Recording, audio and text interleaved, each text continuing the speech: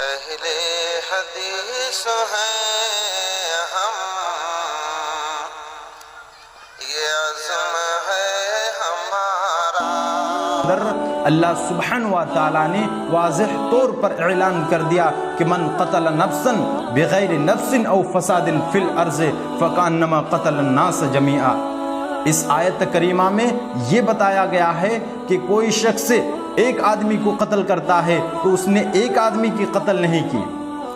اس آیت میں یہ بتایا گیا ہے کہ کوئی شخص کسی ایک آدمی کو قتل کرتا ہے تو وہ ایک آدمی کو نہیں بلکہ اس نے پورے دنیا کے لوگوں کو قتل کیا۔ اور جس نے ایک آدمی کو بخشتا ہے تو اس نے ایک آدمی کی جان نہیں بچایا۔ جس نے ایک آدمی کی جان بچاتا ہے وہ ایک آدمی کی جان نہیں بچاتا بلکہ اس نے پورے دنیا کے لوگوں کی جان بچاتا ہے۔ تو میرے پیارے ساتھیوں، ذرا غور کیجئے کہ جس اسلام نے ایک معصوم انسان کے خون کو سارے انسان کے خون اور ایک انسان کی سلامتی کو سارے انسان کی سلامتی قرار دیا ہو، اس کو اور اس مذہب سے منسلک اداروں کو دہشت گردی کہنا کہاں کا اور کیسا انصاف ہوگا۔